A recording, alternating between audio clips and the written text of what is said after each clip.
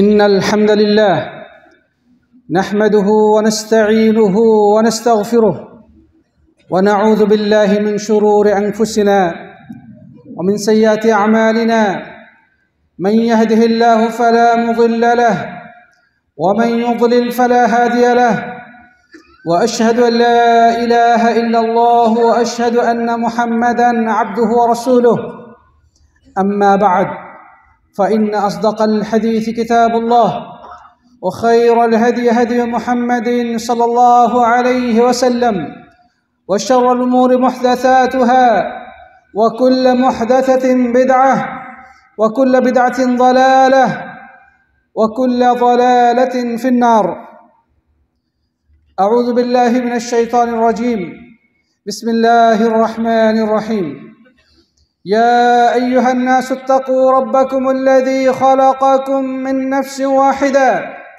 وخلق منها زوجها وبث منهما رجالا كثيرا ونساء واتقوا الله الذي تساءلون به والأرحام إن الله كان عليكم رقيبا يا أيها الذين آمنوا اتقوا الله حق تقاته ولا تموتن إلا وأنتم مسلمون يا أيها الذين آمنوا اتقوا الله وقولوا قولا سديدا يصلح لكم أعمالكم ويغفر لكم ذنوبكم ومن يطع الله ورسوله فقد فاز فوزا عظيما قال تعالى رجال لا تلهيهم تجارة ولا بيع عن ذكر الله وإقام الصلاة وإيتاء الزكاة وقال أيضا والذاكرين الله كثيرا والذاكرات أعد الله لهم مغفرة وأجرا عظيما وقال أيضا فاذكروني أذكركم واشكروني ولا تكفرون الحمد لله رب العالمين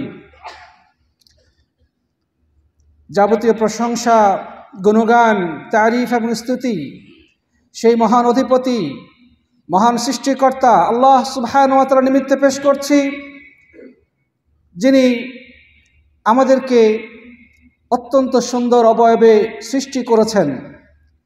আমাদের জীবন পরিচালনার জন্যে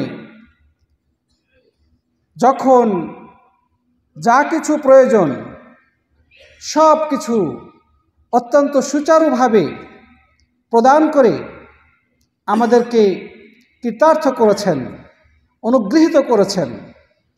আল্লাহ সুবহানাহু ওয়া তাআলা আমাদের মুখমণ্ডলে একটি মহামূল্যবান সম্পদ স্থাপন করেছেন।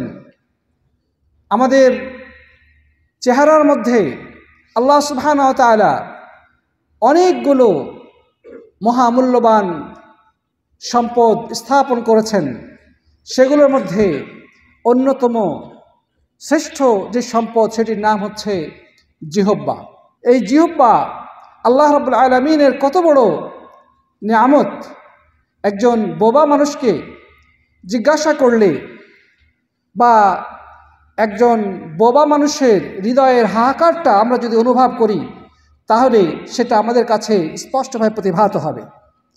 যে কথা বলতে পারে না, যার এই জবান সচল নয়, যাকে আমরা বোবা বলি, সে জানে তার ভিতরে কত কষ্ট, সে কত কল্পনা করে। আল্লাহ তাআলা যদি তার এই জিহ্বাটা সচল রাখতেন, সে কোরআনে কারীম তেলাওয়াত করত, সে আল্লাহর জিকির করত, সে দ্বীনি ইলম শিখে মানুষের সামনে ওয়াজ করত, জুমার খুতবা দিত, নামাজে দাঁড়িয়ে কোরআনে কারীম তেলাওয়াত করত, দুই হাত উত্তোলন করে আল্লাহর কাছে দোয়া করত, মানুষকে সদুপদেশ দিত, স্ত্রী পরিবারের সাথে কথা বলতো, সে সমাজের লোকজনের সাথে দুনিয়াবি প্রয়োজনে কথা বলতো। কিন্তু তার ভিতরে একটি বিরাট হাহাকার, তার সেই জিহ্বাটা সচল নয়। সে কথা বলতে অক্ষম। পক্ষান্তরে আমরা যারা সুস্থ রয়েছি, আমাদের জিহ্বাটা সচল রয়েছে, আমরা কথা বলতে পারছি, আমরা আল্লাহর দেওয়া এই মহামূল্যবান নিয়ামতকে অপচয় করছি, আমরা আল্লাহর দেওয়া এই মহামূল্যবান নিয়ামতকে অপব্যবহার করছি। আল্লাহ সুবহানাহু ওয়া তাআলা যে উদ্দেশ্যে আমাদেরকে জিহ্বাটা দান করেছিলেন, অধিকাংশ ক্ষেত্রেই আমরা সেটির সঠিক মূল্যায়ন করতে পারছি না, বরং আমরা এই জিহ্বাটাকে এমন কাজে ব্যয় করছি যে উদ্দেশ্যে আল্লাহ তাআলা আমাদেরকে এটি দেন নাই। আমরা আল্লাহর অসন্তুষ্টিমূলক কাজে এই জিহ্বাটাকে ব্যবহার করে চলেছি। পৃথিবীতে যত অন্যায় অপকর্ম ঘটে, পৃথিবীতে যত পাপ কর্ম ঘটে, সেগুলো হয় দুইটি মাধ্যমে। একটি হচ্ছে মুখের ব্যবহার, আরেকটি হচ্ছে লজ্জাস্থানের ব্যবহার। দুই চোয়ালের মাঝখানে যে ছোট্ট একটি অঙ্গ রয়েছে, যেটার নাম হচ্ছে জিহ্বা, পৃথিবীতে যত পাপাচার ঘটে এটার মাধ্যমে ঘটে। আরেকটি হচ্ছে দুই রানের মধ্যবর্তী যে জিনিসটি রয়েছে, যেটার নাম হচ্ছে লজ্জাস্থান, এটার মাধ্যমে ঘটে। অর্থাৎ পৃথিবীতে সর্বপ্রকার পাপের পেছনে এই দুইটি হচ্ছে প্রধানতম মাধ্যম। এই জন্য আল্লাহ নবী সাল্লাল্লাহু আলাইহি ওয়াসাল্লাম বলেছেন, মান ইয়াযমানুনি মা বাইনা লিহইহি ওয়া মা বাইনা ফাখিযাইহি আযমানু লাহুল জান্নাহ, যে কেউ যদি তার দুই চোয়ালের মধ্যবর্তী জিহ্বাটাকে নিয়ন্ত্রণ করার এবং তার দুই রানের মধ্যবর্তী জিনিসটি তথা লজ্জাস্থানকে নিয়ন্ত্রণ করার জিম্মাদার হতে পারে, তাহলে আমি তার জন্য জান্নাতে জিম্মাদার হয়ে যাব। সুবহানাল্লাহ। প্রিয় বন্ধুগণ, তাহলে কথা হচ্ছে আমাদেরকে এই আল্লাহর দেওয়া মহামূল্যবান নিয়ামতের ব্যাপারে সতর্কতা অবলম্বন করা জরুরি। আমরা মুখ দিয়ে যে কথাটা উচ্চারণ করি, আমরা কি সচেতন আছি? আমাদের প্রত্যেকটি ওয়ার্ড রেকর্ড হচ্ছে, প্রত্যেকটি কথা ফেরেশতামণ্ডলী তৎক্ষণাৎ সংরক্ষণ করে নিচ্ছেন। আল্লাহ সুবহানাহু ওয়া তাআলার সামনে সেগুলো উপস্থাপন করা হয় এবং কিয়ামতের দিন তারা আমাদের প্রত্যেকের নামে যে একটি রিপোর্ট বই রয়েছে, যেটাকে বলা হয় আমলনামা, সেই আমলনামায় এই কথাগুলোকে লিখে রাখা হচ্ছে। কিয়ামতের দিন আমাদের সামনে সেই আমলনামা উপস্থাপন করা হবে, আমাদের হাতে সেই আমলনামা দেওয়া হবে এবং আল্লাহ তাআলা বলবেন, ইকরা কিতাবাক কাফা বিনাফসিকা আল-ইয়াওমা আলাইকা হাসিবা, যে তুমি তোমার এই রিপোর্ট বইটা পড়ে দেখো, তোমার হিসাব নিকাশের জন্য তুমি যথেষ্ট। প্রিয় বন্ধুগণ, অতএব এই জবানের ব্যবহারের ব্যাপারে আমাদেরকে সাবধান হওয়ার প্রয়োজন আছে না নাই? প্রিয় বন্ধুগণ, জনৈক মনীষীকে জিজ্ঞাসা করা হয়েছিল যে আল্লাহ তাআলা মানুষের দুইটি কান দিয়েছেন, একটি জিহ্বা দিয়েছেন, এর কারণটা কি? তিনি বলেছিলেন যে হতে পারে এই কারণে যেন মানুষ কথা কম বলে এবং বেশি শুনে। মানুষ যেন কথা কম বলে এবং বেশি পরিমাণে শুনে। কিন্তু দুর্ভাগ্য হলো সত্য, আমরা মুখ দিয়ে কথা বেশি বলি, শুনি কম। আল্লাহ যদি আমাদেরকে দুইটা জিহ্বা দিতেন, তাহলে আমাদের অবস্থা যে কী হতো, ঠিক না বেঠিক? তাহলে প্রিয় বন্ধুগণ, আমরা যে কথা বলতে চাই, এই জবানকে, এই জিহ্বাটাকে আল্লাহর সন্তুষ্টির উদ্দেশ্যে ব্যবহার করতে হবে। কমপক্ষে এমন কথা বলা থেকে বিরত থাকতে হবে যাতে আল্লাহ তাআলা অসন্তুষ্ট হন। আমরা হয় আল্লাহর সন্তুষ্টিমূলক কথা বলে তার নৈকট্য অর্জন করব, নেকি কামাই করে নেব, অথবা কমপক্ষে দুনিয়াবি উপকারী ক্ষেত্রে আমাদের এই মুখটাকে ব্যবহার করব।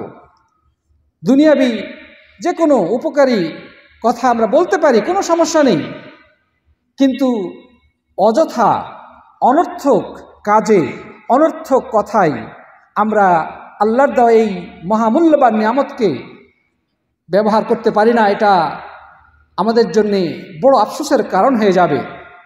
প্রিয় বন্ধুগণ, এই জবানটাকে, এই জিহ্বাটাকে সঠিক কাজে ব্যবহারের সর্বোচ্চ উপায় কি? সেটি হচ্ছে আমাদের কর্তব্য অধিক পরিমাণে আল্লাহর জিকির করা, অধিক পরিমাণে আল্লাহর জিকির করা। আল্লাহ সুবহানাহু ওয়া তাআলা কোরআনে কারীমের মধ্যে যারা অধিক পরিমাণে আল্লাহর জিকির করে তাদের প্রশংসা করেছেন। আল্লাহ তাআলা বলছেন, ওয়ায-যাকিরিনাল্লাহা কাসীরান ওয়ায-যাকিরাত, যে যারা অধিক পরিমাণে আল্লাহর জিকির করে, চাই তারা পুরুষ হোক অথবা নারী হোক, যারা অধিক পরিমাণে আল্লাহর জিকির করে, চাই তারা পুরুষ হোক অথবা নারী হোক, এদের মর্যাদা কি? আ'আদ্দাল্লাহু লাহুম মাগফিরাতান ওয়া আজরান আযীমা, তাদের জন্যে আল্লাহ তাআলা প্রস্তুত রেখেছেন মাগফিরাত তথা ক্ষমা এবং মহা পুরস্কার। আমরা আল্লাহর ক্ষমা পেতে চাই কি চাই না? আমরা আল্লাহর ক্ষমা পেতে চাই। আসলে আল্লাহর ক্ষমা ছাড়া আমাদের ধ্বংস ছাড়া কিচ্ছু নেই। আল্লাহ যদি দয়া করে আমাদের গুনাহগুলো ক্ষমা না করে দেন, তাহলে আমাদের সামনে ধ্বংস ছাড়া কিচ্ছু নেই, নিশ্চিত ধ্বংস। আল্লাহ তাআলা ক্ষমা করেন বলেই আমরা হয়তোবা রক্ষা পাব। তো আমরা যদি আল্লাহর মাগফিরাত তথা ক্ষমা পেতে চাই, তাহলে আমাদের উচিত হবে অধিক পরিমাণে জিকির করা, এই জিহ্বাটাকে আল্লাহর জিকিরে ব্যস্ত রাখা। সেই সাথে আল্লাহ তাআলা শুধু ক্ষমা করবেন না, তার জন্য পুরস্কারের ব্যবস্থাও রেখেছেন, পুরস্কারের ব্যবস্থা রেখেছেন। দেখেন, ক্ষমা করলে সে ক্ষমা পেয়ে গেল, কিন্তু সে কিন্তু পুরস্কার পাচ্ছে না, মানে তাকে অতিরিক্ত কিছু দেওয়া হচ্ছে না। কিন্তু আল্লাহ সুবহানাহু ওয়া তাআলা অধিক পরিমাণ জিকিরকারীদের ব্যাপারে যেটা বলেছেন, যে একদিক থেকে তার অপরাধগুলোকে মোচন করে দেবেন, আর একদিক থেকে তাকে পুরস্কৃত করবেন। সুবহানাল্লাহ। একজন অপরাধীকে জেলে ভরে দেওয়া হয়েছে, জেল খাটার পরে তাকে ছেড়ে দেওয়া হলো, সে জেল থেকে মুক্তি পেল, কিন্তু সে কিন্তু পুরস্কার পেল না, অর্থাৎ তাকে এক্সট্রা কোনো কিছু দেওয়া হলো না, সে জেল থেকে শুধু মুক্তি পেয়ে গেল। আল্লাহ সুবহানাহু ওয়া তাআলার যারা জিকির করে তাদের মর্যাদাটা এরকম না। আল্লাহ তাদের গুনাহগুলো, তাদের অপরাধগুলো তো মোচন করবেনই, পাশাপাশি তাদের জন্যে তিনি পুরস্কারের ব্যবস্থাও রেখেছেন। সুবহানাল্লাহ। প্রিয় বন্ধুগণ, আর যারা আল্লাহর খাঁটি বান্দা, তারা কখনোই আল্লাহর জিকির থেকে বিমুখ থাকে না। সে যত বড়ই ব্যবসায়ী হোক, সে যতই তার স্ত্রী পরিবার নিয়ে ব্যতিব্যস্ত থাকুক, যতই সে কৃষিকাজ নিয়ে ব্যস্ত থাকুক, যতই তার পেশাগত কর্মব্যস্ত থাকুক, সে কোনো অবস্থাতেই আল্লাহর জিকির ভুলে যায় না। সবসময় তার হৃদয়ে আল্লাহর জিকির, তার জিহ্বায় আল্লাহর জিকির চালু থাকে। আল্লাহ সুবহানাহু ওয়া তাআলা এদের প্রশংসা করেছেন, রিজালুন লা তুলহিহিম তিজারাতুন ওয়ালা বাইউন আন যিকরিল্লাহ ওয়া ইকামিস সালাহ ওয়া ইতাইজ যাকাত। আল্লাহ তাআলা বলছেন যে এমন কিছু মানুষ রয়েছে যাদেরকে আল্লাহর জিকির থেকে, সালাত কায়েম থেকে এবং যাকাত দেওয়া থেকে কোনো কিছুই ব্যতিব্যস্ত রাখে না। কোনো ধরনের ব্যবসা বাণিজ্য বা কেনা বেচা, সে একজন ব্যবসায়ী, ব্যবসা করছে, কেনা বেচা করছে, এটাই স্বাভাবিক, কিন্তু এরা এমন মানুষ দোকানে বসে আল্লাহর জিকির করে, ব্যবসার মধ্যেও আল্লাহর জিকির করে। সালাতের সময় হয়ে গেছে, দোকান বন্ধ করে সে সালাতে চলে যায়, একজন কৃষক কৃষি কাজ করছে, আল্লাহর জিকিরকে সে ভুলে না। সে খেতে যখন কাজ শুরু করবে তখন বিসমিল্লাহ বলে কাজটা শুরু করে। কাজ করতে করতে সালাতের সময় হয়ে গেছে, সে ক্ষেতের পানি দিয়ে অজু করে জমির আইলে দাঁড়িয়ে নামাজটা পড়ে নেয়। সে কোথাও যাচ্ছে, গাড়িতে সে রয়েছে, হয়তোবা গাড়ি থামবে না, কিন্তু সালাতের সময় অতিবাহিত হয়ে যাওয়ার আশঙ্কা রয়েছে। নামাজের চিন্তা তাকে স্থির বসে থাকতে দেয় না। সে গাড়ির মধ্যে বসেই সালাত আদায় করে নেয়। ট্রেনে রয়েছে, ট্রেনের বগিতে সে খুঁজে নেয় নামাজের জায়গা কোথায়। সে বিমানে রয়েছে, সেখানেই সে খুঁজে নেয় কিভাবে নামাজ পড়তে হবে, কিভাবে অজু করতে হবে।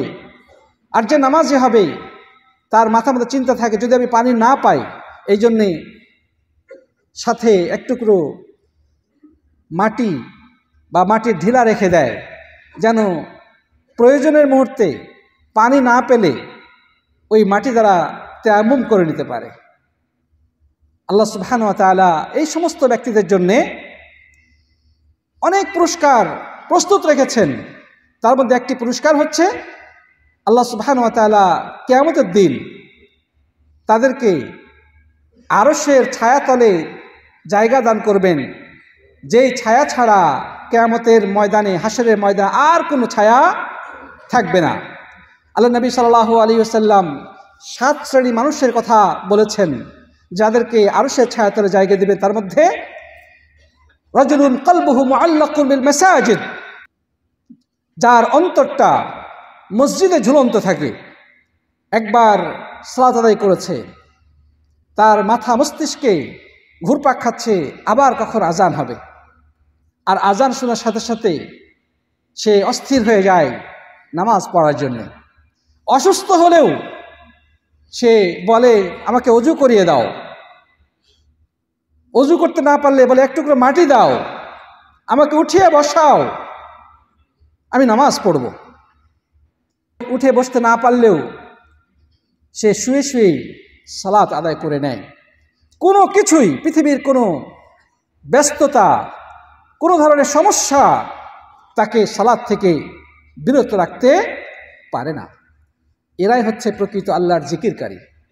সালাত হচ্ছে জিকির।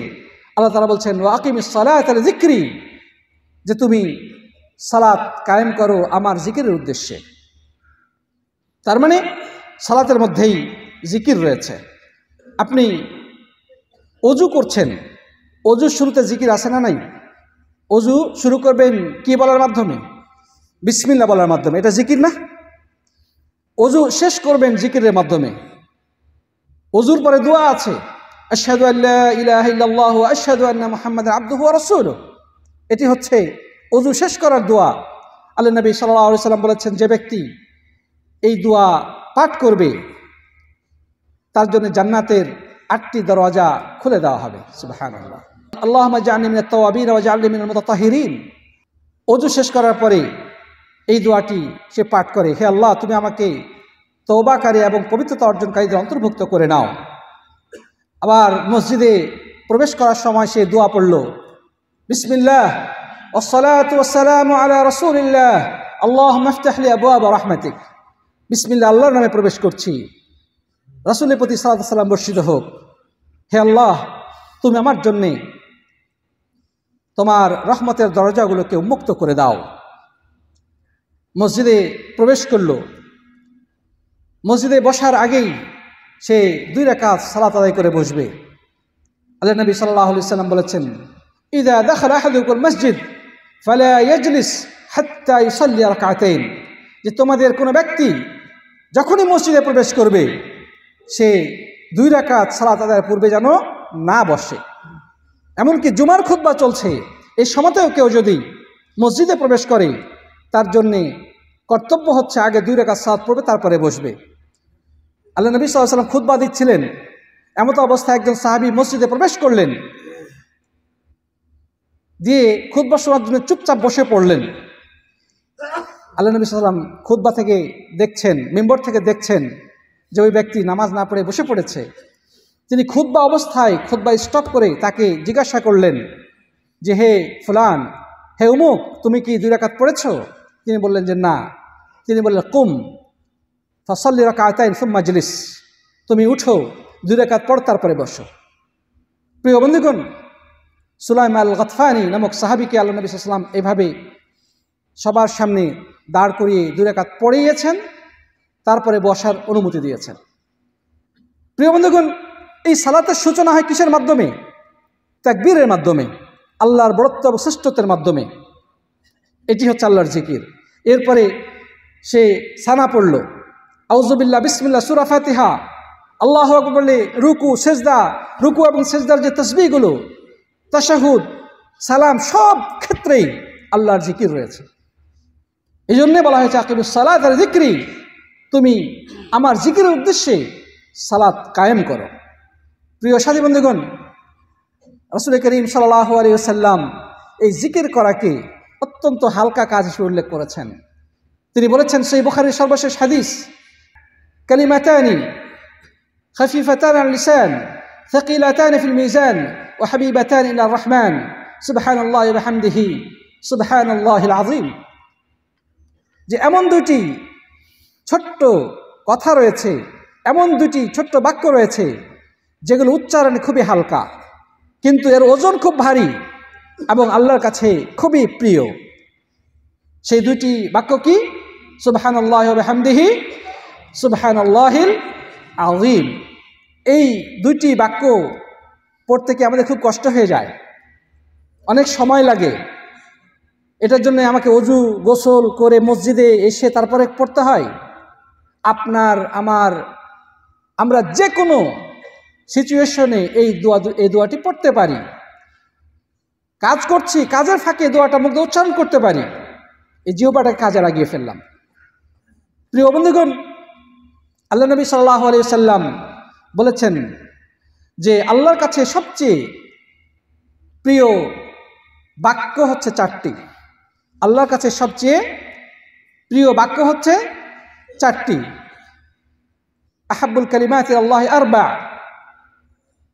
সে 4টি কি? সুবহানাল্লাহ, আলহামদুলিল্লাহ, লা ইলাহা ইল্লাল্লাহ, আল্লাহু আকবার। এটি হচ্ছে আল্লাহর কাছে সবচেয়ে প্রিয় বাক্য।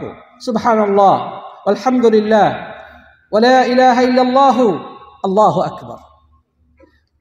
যে কোনো দ্বারা শুরু করা যায়, কোনো অসুবিধা নেই। আগে সুবহানাল্লাহ পড়েন, অথবা আগে আল্লাহু আকবার পড়েন, অথবা আগে আলহামদুলিল্লাহ পড়েন, অথবা লা ইলাহা ইল্লাল্লাহ পড়েন, কোনো সমস্যা নেই। যে কোনো দ্বারা শুরু করা যায়। তারপরে আল্লাহ নবী সাল্লাল্লাহু আলাইহি ওয়াসাল্লাম বললেন যে লা হাওলা ওয়ালা কুওয়াতা ইল্লা বিল্লাহ কানজুম মিন কুনুজিল জান্নাহ। জান্নাতের গোপন যে লুকায়িত সম্পদ, সেগুলোর মধ্যে একটি সম্পদ হচ্ছে লা ইলাহা ইল্লাল্লাহ। অন্য হাদিসে রয়েছে যে একজন মানুষ যখন সুবহানাল্লাহ, আলহামদুলিল্লাহ, লা ইলাহা ইল্লাল্লাহ, আল্লাহু আকবার এই তাসবিহগুলো, এই জিকিরগুলো পাঠ করে, সাথে সাথে তার জন্য জান্নাতের মধ্যে একটি করে বৃক্ষ রোপণ করা হয়, একটি গাছ লাগিয়ে দেওয়া হয়। সেগুলো কিসের গাছ? খেজুরের গাছ। আর সেই গাছগুলো কিসের তৈরি? স্বর্ণ দ্বারা তৈরি। সুবহানাল্লাহ। অতএব আমরা যদি জান্নাতের মধ্যে স্বর্ণের তৈরি খেজুরের বাগান পেতে চাই, তাহলে আমাদের উচিত অধিক পরিমাণে এই তাসবিহগুলো পাঠ করা। সুবহানাল্লাহ। অধিক পরিমাণে এই তাসবিহগুলো উচ্চারণ করা। আযমু সূরাতিন ফিল কুরআন হিয়া সূরাতুল ফাতিহা। কোরআনের মধ্যে সবচেয়ে শ্রেষ্ঠ সূরা হচ্ছে কি? সূরাতুল ফাতিহা। এই সূরা ফাতিহা তো কম বেশি আমরা সবাই জানি, তাই না? এই সূরা ফাতিহা তো আমরা সবাই জানি।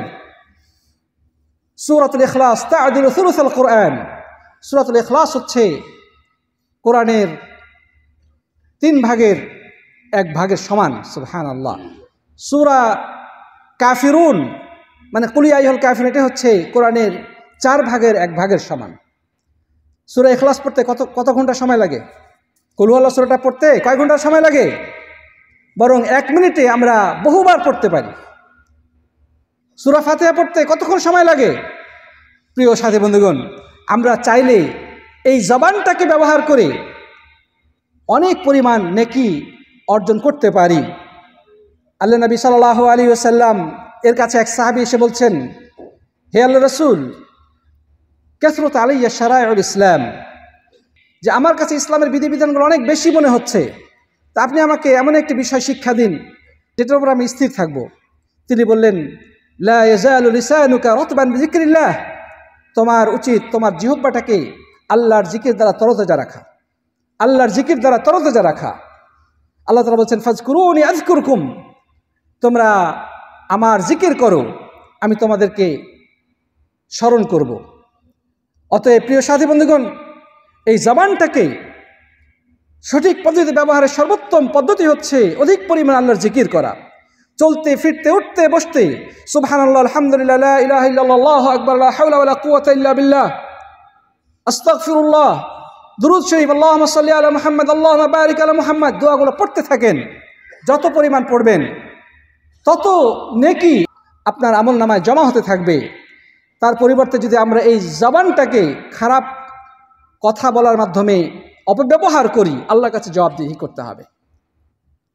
আজে বাজে গীবত, পরচর্চা, মিথ্যাচার, মিথ্যা সাক্ষ্য, মানুষকে গালাগালি করা, অশ্লীল বাক্য, অশ্লীল গান, এগুলোর দ্বারা যদি জবানটাকে আমরা কলুষিত করি, আল্লাহর কাছে কিন্তু আমরা ধরা খেয়ে যাব।